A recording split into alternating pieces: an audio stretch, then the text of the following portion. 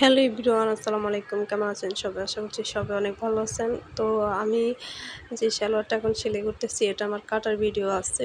এই সালোয়ারটা আমি আমার চ্যানেলে আপলোড করছি। ওই ভিডিওটা আপনারা দেখতে পাবেন। তো আমি এখানে প্রথমে হাইটা লাগিয়ে নিচ্ছি। হাইটা লাগানোর পরে আমি পায়ের পাটিসটা সেলাই করব। হাইটা কিভাবে জয়েন্ট করতেছি সেটা দেখুন। তো আমি এখানে ঘন সেলাই দিব না পায়ের।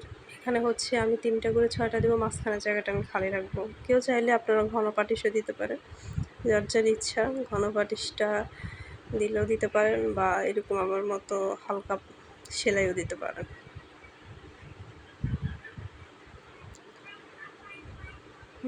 তো আমি এটা সেলাই করতে করতে আপনাদের মাঝে কিছু কথা শেয়ার করি।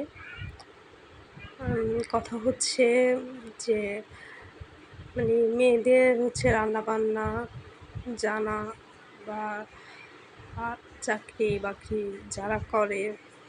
যারা চাকরি করে তারা তো অন্য বিষয়। যারা হচ্ছে শুধু বাসায় থাকে, রান্নাবান্না করে, বাচ্চা কাচ্চা সামলায়, শ্বশুর শাশুড়ির সংসার সামলায়, তারা হচ্ছে তাদের সবাই এটা বলবে যে কি করে সারাদিন, ভাত কয়েকটা রান্না করে, বাচ্চারে নিয়ে আছে, বা এই তো ভাত রান্না করা এটা কি একটা কাজ হলো নাকি? কিন্তু যারা বলে তারাই ম্যাক্সিমাম মেয়ে থাকে। তো তারা ভাবে না যে এই জিনিসটা যারা বলতেছে যে কেন বলতেছে। মানে সব মেয়ে যে চাকরি করতে হবে বিষয়টা তো এমন না। আর সব ছেলে যে চাকরি করবে বা কেউ ব্যবসা করবে না, কেউ শুধু চাকরি করবে, কেউ বিদেশ থাকবে না, বিষয়টা এমন না। তো সব মেয়েদের পড়াশোনার জ্ঞান বা বুদ্ধি অতটা তীক্ষ্ণ হয় না, তাই সব মেয়েরা চাকরি পাবে না। তো আপনি সবাইকে একরকম পড়াশোনার যোগ্যতা দিয়ে তো আপনি যাচাই করতে পারবেন না।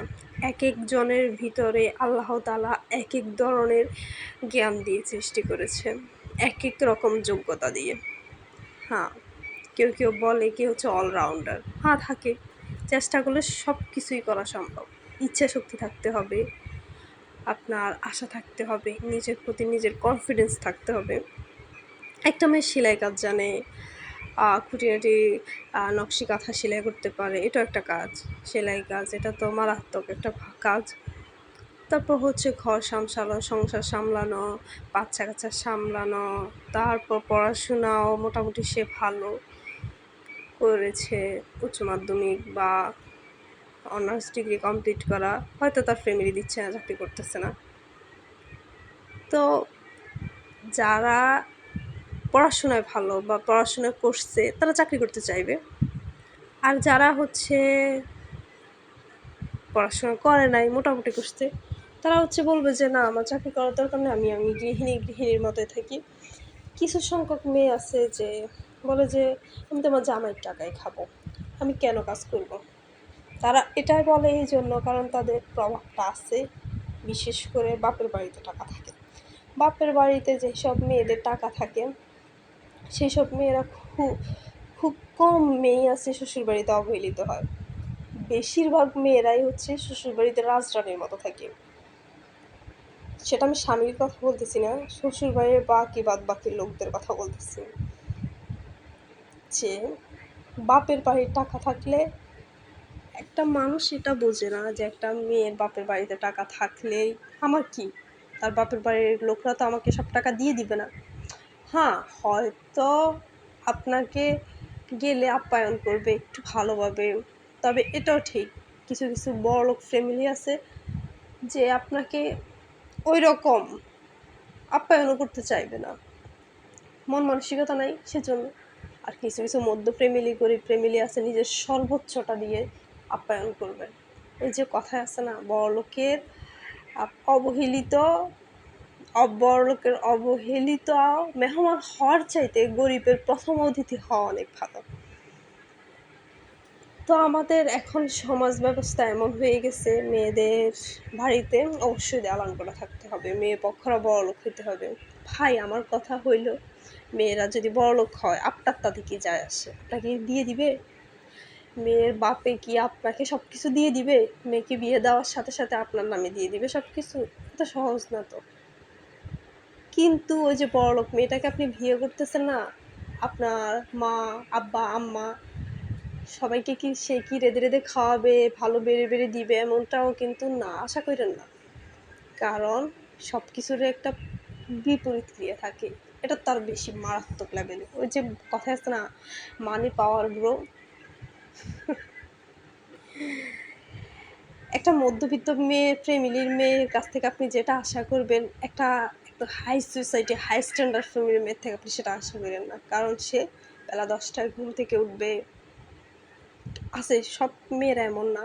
কিছু সংখ্যক মেয়েরা বড়লোক ফ্যামিলি থেকে বিলং করলেও তারা একদম খুবই নমনীয় হয়ে থাকে। আর কিছু কিছু বেশিরভাগ মেয়েরাই আছে যারা হচ্ছে বড়লোক ফ্যামিলি থেকে বিলং করার পর ওদেরকে যেভাবে মানুষ করছে ওরা ঠিক সেভাবেই থাকবে। ওরা এটা বুঝবে না যে আমি শ্বশুরবাড়িতে এসেছি, আমাকে এখানে অনেক দায়িত্ব। সেটা বুঝবে না। সে তার বাপের বাড়ির মতোই থাকবে। সে আপনাকে দিন শেষে এটা বুঝিয়ে দিবে, আমার বাপের বাড়িতে আমি যদি চলে যাই আমাকে রাখার মতো, আমার মতো 10টা মেয়ে রাখার মতো তাদের সে যোগ্যতা আছে। সেজন্য সবসময় তার ভিতরে এই পাওয়ারটা কাজ করবে। আর আপনার ভিতরে এটা কাজ করবে, আমি তো বিয়ে করে ফেলছি, এখন সে যত যন্ত্রণাই করুক কিছু করার নাই, কারণ আমার শ্বশুরবাড়িদের পাওয়ার আছে, আমি কিছু করলে তারা আমার এমনি এমনি ছেড়ে দিবে না। আর একটা মৃদ্ধ ফ্যামিলি বা মিডল ক্লাস ফ্যামিলি যাদের আপনারা বলেন, সেই সব ফ্যামিলির মেয়েরা হচ্ছে সমাজ, পাড়া প্রতিবেশী, মা বাবা, আমি গেলে আমাকে আরও একটা পেট পালতে হবে তাদের, এসব কথা চিন্তা করে হাজারো কষ্ট যন্ত্রণা উপেক্ষা করে পড়ে থাকে। কেন পড়ে থাকে? ওই যে টানাপোড়েন, সংসারের চাপ, বাড়তি প্রেশার, বাড়তি ঝামেলা, এসব কথা চিন্তা করে। আর ওই যে সে মধ্যবিত্ত থেকে এসেছে, তার ভিতরে একটা সকালবেলা উঠে যাওয়ার, সবার সাথে নাস্তা করা, সব কিছুই মিলাই তার ভিতরে একটা মানে ভয় ভয় কাজ করতো। সে করে ফেলতো। তার মাকে ঠিকভাবে খাওয়ানো, পড়ানো, বোনকে, ভাই বোনের জামাইকে আপ্যায়ন করানো, ওর ভিতরে সব কিছুই কাজ করবে। কারণ যেহেতু তাকে কথা শুনতে না হয়, গরিব ফ্যামিলি থেকে এসছে, এগুলি জানবে কীভাবে? এই জন্য সে আগের থেকেই সব কিছু করে রাখতো। কিন্তু বড়লোকের পাওয়ারটা হচ্ছে এখানে, আমাকে কিছু বললে আমি আমার বাপের বাড়িতে চলে যাব, খাতা পড়ে তো সংসারের। এজন্যই বলছি আসলে টাকা থাকলে সব জায়গায় আপনাকে একদম সব জায়গায় আপনার চেয়ারটা খালি হয়ে যাবে। চেয়ারটা খালি করে আপনাকে দিবে, খালি হয়ে যাবে না।